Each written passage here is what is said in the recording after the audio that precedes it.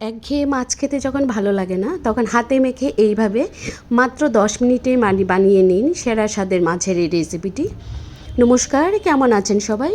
রূপাস রসোইঘর থেকে সকল বন্ধুদের অনেক অনেক স্বাগত জানাই। চলুন আজকে তাহলে মাছের হাতে মেখে মাছের রেসিপিটি শেয়ার করছি।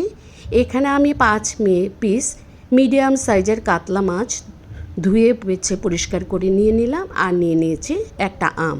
ছোট একটা আমকে পাতলা পাতলা স্লাইস করে কেটে নিয়েছি। আমি তাহলে আম আর মাছের রেসিপিটা আপনাদের সাথে শেয়ার করছি। এখানে একটা মশলা তৈরি করে নেব। একটা ছোট সাইজের পেঁয়াজ, কয়েক টুকরো আদা, পরিমাণ মতো 5-6 কোয়া রসুন, 4-5টা শুকনো লঙ্কা,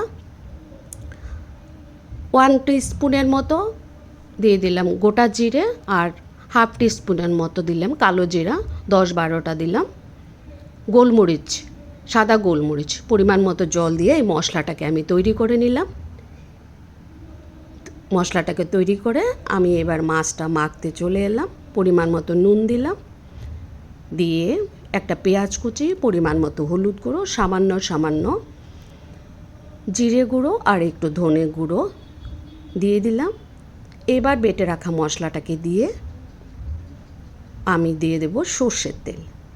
এখানে আমি খাঁটি সর্ষের তেল 1 টেবিল চামচের মতো ব্যবহার করব।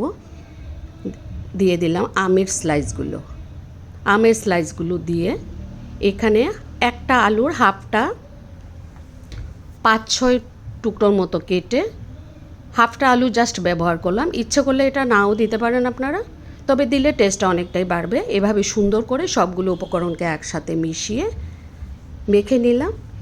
এবার যে মশলা জারটা ধুয়ে আর একটু জল দিয়ে এবার খুব সুন্দর করে হাতে মেখে নিলাম। এত সুন্দর মাখা, এত সুন্দর স্মেল বেরিয়েছে, মনে হচ্ছে রান্নাটাই হয়ে গেল। এবার গ্যাসে কড়াই বসিয়ে দিয়ে দিলাম আরও 2 টেবিল চামচের মতো সর্ষের তেল। সর্ষের তেলটা গরম হয়ে গেলে আমি দিয়ে দিলাম 2টো শুকনো লঙ্কা। একটু নাড়াচাড়া করে এখানে আমি সর্ষে আর কালো জিরে একসাথে মিশিয়ে নিয়েছি। এই রেসিপিটা অনেকেই সর্ষে বাটা দিয়ে করে থাকেন, কিন্তু এখানে আমি সর্ষে বাটা দিলাম না। সর্ষে ফোড়ন আর কালো জিরে ফোড়ন দিয়ে এই আমের আর মাছের রেসিপিটা তৈরি করব।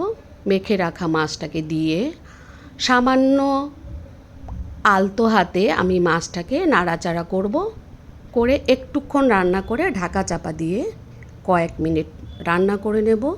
বন্ধুরা যারা আমার রেসিপি দেখা শুরু করেছেন, এখনও লাইক করেননি, প্লিজ একটা লাইক করে দেবেন। যদি নতুন বন্ধু হয়ে থাকেন তাহলে আমার চ্যানেলটা সাবস্ক্রাইব করে অবশ্যই আমার পাশে থাকবেন। ঢাকাটা তুলে দিলাম, দিয়ে কয়েক মিনিট জাস্ট রান্না করেছি। এবার আস্তে আস্তে আমি প্রত্যেকটা মাছের টুকরোকে উল্টে পাল্টে এরকম করে আরও কিছুক্ষণ রান্না করে নেব। যাতে ভেঙে না যায় আমি হালকা করে একটু নাড়া দিয়ে দিলাম। নাড়াচাড়া করে আরও কয়েক মিনিট মতো ঢাকা দিয়ে রান্না করে নিলাম। দেখুন আমার মাছ থেকে কিন্তু একদমই তেল ছেড়ে দিয়েছে। আমি আবারও আরেকটু উল্টে দিলাম। আম সেদ্ধ হতে খুব একটা সময় লাগে না, তার জন্য একদম অল্প সময়ে এই রেসিপিটা তৈরি হয়েছে।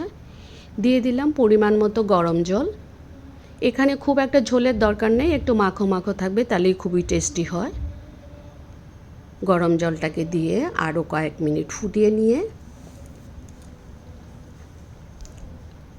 আর একটু নাড়াচাড়া করে নিলাম। দেখুন আমার আম কিন্তু একদমই সফট হয়ে গেছে, মানে আমার রেসিপি একদমই তৈরি। এখানে কয়েকটা কাঁচা লঙ্কা ছড়িয়ে দিলাম, আর দিয়ে দিলাম সামান্য পরিমাণে ধনেপাতা কুচি।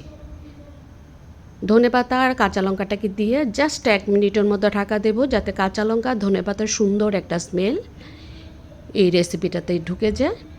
আমার রেসিপি কিন্তু একদমই তৈরি। রেসিপিটা নামিয়ে আমি পরিবেশন করে দিচ্ছি। দুপুরে গরম ভাতের সাথে এরকম একটা আম আর মাছের রেসিপি যদি থাকে, আর কোনো কিছুরই দরকার পড়বে না, এত সুস্বাদু আর এত মুখরোচক হয়। বন্ধুরা যারা এরকম করে হাতে মেখে আম আর মাছের রেসিপি এখনও তৈরি করেননি, আমার রেসিপি ফলো করে অবশ্যই একবার ট্রাই করবেন, আর আমাকে কমেন্টস করে জানাবেন কেমন লাগলো। আমি আমার রেসিপি পরিবেশন করে দিলাম। বন্ধুরা যারা এতক্ষণ আমার রেসিপি দেখছিলেন সকলকে অসংখ্য ধন্যবাদ জানাই। সবাই ভালো থাকবেন, সুস্থ থাকবেন, আর দেখতে থাকবেন রূপাস রসোইঘর। পরবর্তী রেসিপি দেখার আমন্ত্রণ জানিয়ে আজকের মতো তাহলে এখানেই আসছি।